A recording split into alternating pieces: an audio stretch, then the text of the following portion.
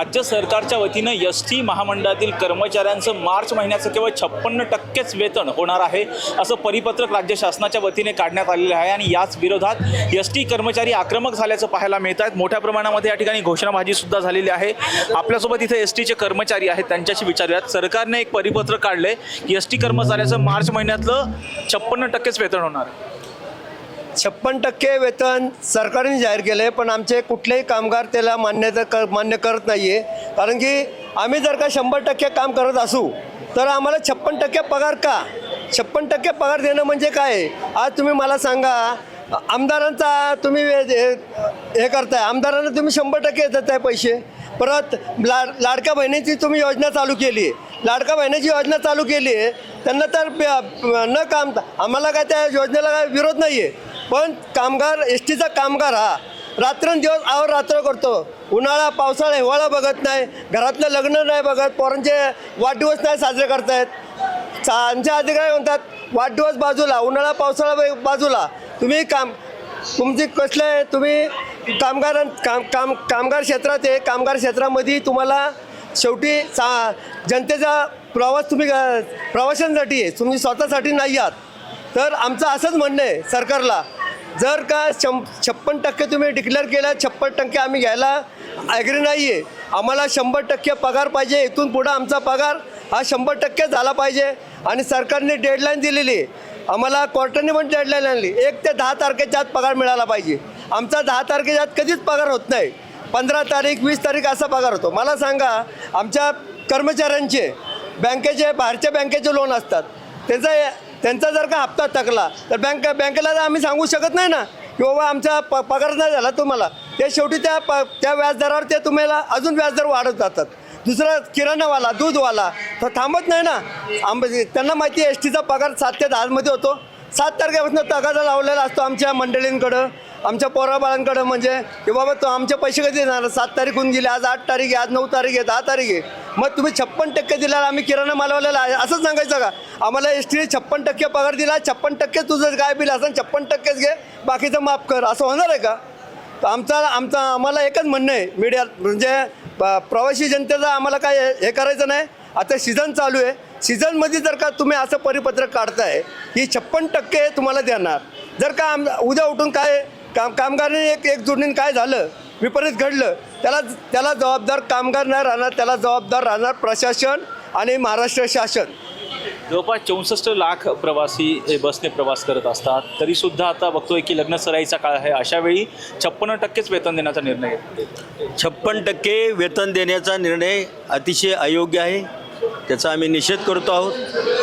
कारण एस.टीच्या कर्मचाऱ्यांनी प्रतिकूल काळामध्ये आपलं एस.टीचं उत्पन्न वाढवायचा प्रयत्न करत आहेत आणि ते करत असताना कोणत्याही क्षेत्रामध्ये आपण पहा की वेतन हे पूर्णपणे दिलं जातं आणि आमच्या बऱ्याचशा बाबी ह्या राज्य शासनाच्या कर्मचाऱ्यांना लागू होतात, त्याच आम्हाला लागू आहे। महागाई भत्ता राज्य सरकारला जेवढा मिळतो तेवढा आम्हाला, घरभाडे भत्ता तसाच आमचा समझोता आहे, रेट ऑफ इन्क्रिमेंट तसा आहे। असं असलं तरी आमचा अजून 18पासूनचा प्रलंबित महागाई भत्ताची आणि ती थकबाकी मिळाली नाही, घरभाडे भत्ता मिळाला नाही, वेतनवाढीचा दर वाढला तरी त्याची थकबाकी मिळाली नाही। त्यांना असं दिसून येत आहे की एस.टी कर्मचाऱ्यांना देय या काही नवीन मागण्या नाहीत, या मागण्या ऑलरेडी मंजूर केलेल्या आहेत आणि आम्हाला एस.टीच्या उपाध्यक्ष व्यवस्थांचं पत्र लिखी आलं आहे की तुमच्या ह्या ज्या मागण्या आहेत या सुमारे 330 कोटीच्या आहेत आणि या तुमच्या देय आहेत, परंतु निधी उपलब्ध असल्यामुळे आम्ही देत नाही, तुम्ही काय आंदोलन करू नका। का शासन निधी का एस.टी महामंडळासाठी उपलब्ध करून देत नाही वाटतं? त्याचं कारण असं आहे की एक तर ज्या काही सवलतीचं मूल्य आहे, विविध सवलती जाहीर केलेल्या आहेत, त्याचं मूल्य शासनाच्या वतीनं देण्यात येतं। मॅनेजमेंटचं म्हणणं काय आता की आम्हाला दर महिन्याला जेवढी अपेक्षित रक्कम पाहिजे ती मिळत नाही आणि मग तेवढी रक्कम न मिळाल्यामुळं वेतन द्यायला वेळ लागतो। वास्तविक पाहता सवलतीचं मूल्य देण्याचा निर्णय झालेला आहे, त्यातलं जे थकीत आहे जवळजवळ 900 कोटी यांनी मागितलं आणि सवलतीचे मूल्याचं जवळजवळ 600 कोटी मागितलं। ते रक्कम आम्हाला प्राप्त शासनाकडून होत नाही, प्रशासनाची अशी भूमिका आहे। त्यामुळं वेळेवरती निर्णय घेणं आर्थिक प्रश्नावरती अडचण येतं किंवा वेतनावरती।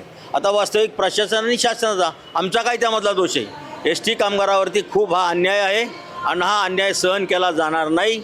कोणत्याही परिस्थितीत हा पूर्ण पगार आम्हाला दिला पाहिजे, नाहीतर भविष्यकाळामध्ये किंवा या मागण्या जर दुर्लक्षित केल्या गेल्या, समयबद्ध काळात दिला नाही गेला तर उग्र आंदोलन झाल्याशिवाय राहणार नाही. आता काय पुढची भूमिका काय असणार? बहुजन हिताय बहुजन सुखाय ही बिरदावली घेऊन महाराष्ट्राच्या चांद्यापासून बांद्यापर्यंत आज आम्ही 1,00,000 कर्मचारी आज 13,000 बसेसच्या माध्यमातून महाराष्ट्रातील गोरगरीब प्रवासी जनतेची सेवा करत असतो. आज आम्ही रात्रंदिवस ऊन वारा पाऊस या तिन्ही ऋतूंमध्ये अगदी घाम गाळून कष्टाने काम करत असतो. आज हा 56% जो महाराष्ट्र शासनाचा जो निर्णय आहे तो निर्णय आमच्या सर्व कामगारांवरती अन्यायकारक आहे आणि त्यामुळं कुठंतरी आमचं जे महिन्याचं जे गणित असतं ते गणित या 56% माध्यमातून बिघडलेलं आहे. मुलामुलींचं आमचं शिक्षण आहे, आईवडिलांचं दवाखाना असतो, आरोग्याचा प्रश्न असतो किंवा आता लग्नसराई आहे, मुलामुलींचे लग्न असतात किंवा आमच्या आईवडिलांच्या ऑपरेशन करता दवापाण्याकरता याकरता आम्हाला खर्च लागत असतो. पहिलाच आम्हाला तुटपुंजा पगार असून त्यामध्ये जर शासनाने आज 56%चा निर्णय घेतला असेल तर तो 100% अन्यायकारक आहे. या निर्णयावरती लवकरात लवकर विचार करून राज्याचे मुख्यमंत्री आदरणीय देवेंद्र फडणवीस साहेब, उपमुख्यमंत्री अजितदादा पवार साहेब, राज्याचे लाडके उपमुख्यमंत्री श्री एकनाथ शिंदे साहेब यांनी लवकरात लवकर याच्यावरती निर्णय घेऊन 100% पगार देण्याचं कार्यवाही लवकरात लवकर करण्यात यावी अशी मी आपल्या चॅनलच्या माध्यमातून आपल्या महाराष्ट्र शासनाला विनंती करतो. खरं तर आपल्यासोबत इथं महिला कर्मचारी सुद्धा आहेत. ताई, बघतोय की शासनानं निर्णय घेतलाय की एस टी कर्मचाऱ्यांना 56% मार्च महिन्याचं वेतन द्यायचं. 56% पगार दिलेला आहे, पण कसं काय करायचं त्याच्यामध्ये? माझ्या आईचं 10,000 रुपये आम्हाला औषधाला दर महिन्याला लागतात, ते कसं भागवायचं? हातामध्ये 10,000 रुपये आले पगार, तर मी बाकीचा किराणा किंवा मुलांच्या आता शेवटचं पैसे कसे द्यायचे, रिक्षाचे वगैरे भाडं कसं द्यायचं, हा प्रॉब्लेम झाला. आणि एकनाथ शिंदे साहेबांनी जे लाडक्या बहिणींना दिलं आहे तसा आमचा पण त्यांनी विचार करायला पाहिजे होता की आम्ही पण एक त्यांच्या बहिणी आहोत. आम्ही त्यांच्याकडून कुठलीही मागणी केलेली नाही, पण आमचा पगार तर वेळेत होतच नाही, पण तो झाला पाहिजे किंवा 100% तो पूर्ण आम्हाला द्यायला हवा. आमच्या सगळ्या मैत्रिणी ज्या आहेत कामगार मैत्रिणी, त्यांना पण सगळ्यांना खूप अडचणी आहेत. कोणाचं थकीत देणं आहे, कोणाचा हप्ता आहे, तो कशा पद्धतीनं भागवायचा हो सरकारने विचार करून आम्हाला आमचं वेतन लवकरात लवकर देण्यात यावं. आणि या शब्दावर या 56%वरती मी जाहीर निषेध करते. आम्हाला पूर्ण 100% आमचा पगार मिळावा यासाठी मी सरकारला मागणी करते. आपण बघतो की रात्रंदिवस एस टीचे कर्मचारी जे आहेत ते काम करत असतात आणि अशा वेळी शासनाकडून असा निर्णय घेण्यात खरं पाहता हा निर्णय अत्यंत निषेधार्ह असा निर्णय आहे. मुळातच राज्य परिवहन कर्मचाऱ्यांची राज्य सरकारी कर्मचाऱ्यांनी एवढा पगाराची मागणी होती, मात्र अद्यापही ती मागणी आमची पूर्ण झालेली नाही. व अशातच जो आमच्या हक्काचा पगार आहे तो पगार देखील आम्हाला 100% पूर्णपणे न मिळता 50%, 55%, 56% अशा प्रकारे पगार दिला जातोय व जो पगार वेळेत मिळायला पाहिजे होता तो देखील वेळेत मिळत नाही आहे. म्हणजे राज्य परिवहन कर्मचारी जे चालक वाहक आहेत ते आपल्या जीवावर उदार होऊन दिवस रात्र प्रवाशांची सेवा करतात, जनतेची सेवा करतात व असं असताना आम्हाला हा असा सवतीचा न्याय का असा? हे जे चाललंय ते योग्य नाही आहे असं स्पष्टपणे आमचं कर्मचाऱ्यांचं मत आहे. व कर्मचारी ह्या निर्णयावर पूर्णपणे, कर्मचाऱ्यांचा आक्रोश आहे या निर्णयावर, कर्मचारी पूर्णपणे असमाधानी आहेत या निर्णयावर. मला सांगा, आता या बाबतीमध्ये सरकारकडे काही पाठपुरावा झालेला आहे का? सरकारच्या वतीने काही आश्वासन आलेलं आहे का? आणि तुमचा किती दिवसांचा अल्टिमेटम असणार आहे? आम्ही हे जे आर्थिक प्रश्न जे आहेत हे राज्याच्या मुख्यमंत्री, उपमुख्यमंत्री आणि परिवहन मंत्री यांना लेखी स्वरूपात दिलेले आहे आणि त्यांना असं या पत्राद्वारे असं आवाहन केलेलं आहे की हे सोडवण्याच्या दृष्टीनं तातडीनं पावलं टाकली पाहिजेत. ही परिस्थिती दूर करायची असेल तर 8 ते 9 हजार कोटीचं पॅकेज एस टीला देणं आवश्यक आहे, कारण हा प्रवासी वाहतुकीचा व्यवसाय आहे आणि यामध्ये भविष्यकाळामध्ये उत्पन्न वाढवण्याचा प्रामाणिक प्रयत्न केला तरी सध्या ज्या प्रमाणात प्रवासी वाढले त्या प्रमाणात नव्या गाड्यांचा कमतरता आहे. त्याचा परिणाम उत्पन्न वाढीवरती होत असतो. तेव्हा त्याचा आम्ही त्यांना असे सांगितलं आहे की उत्पन्न वाढीकरता लागणारे जे अडथळे येतात तेही दूर करा तुम्ही, आणि आमच्या ज्या मान्य केलेल्या बाबी आहेत, महागाई भत्ता असेल, घरभाडे भत्ता असेल, रेट ऑफ इन्क्रिमेंट असेल, या सर्व ज्या बाबी आहेत या देण्याचा कार्यकाल संपला आहे. आम्ही कोर्टामध्ये गेलो आणि कोर्टानं सुद्धा 3 महिन्याच्या आत महागाई भत्ता द्यायचा आदेश दिले. त्या आदेशाची अंमलबजावणी झाली नाही.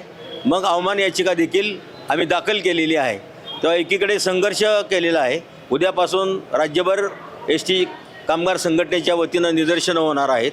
जर त्याची दखल घेतली नाही तर तातडीनं संघटनेची बैठक घेऊन यापेक्षा अधिक तीव्र आंदोलन केलं जाईल. आपण बघतोय की राज्य सरकारनं जो निर्णय घेतलेला आहे की मार्च महिन्यामध्ये एस टी कर्मचाऱ्यांना 56% वेतन देण्याचा जो निर्णय घेतलेला आहे त्या निर्णयाचा एस टी कर्मचाऱ्यांनी निषेध केलेला आहे आणि एस टी कर्मचाऱ्यांना 100% वेतन द्यावं अशी मागणीसुद्धा त्यांनी केलेली आहे. बीड जर्नलिस्ट निलेश लोहारसह राजरत्न जोंधळे, टॉप न्यूज मराठी, पुणे.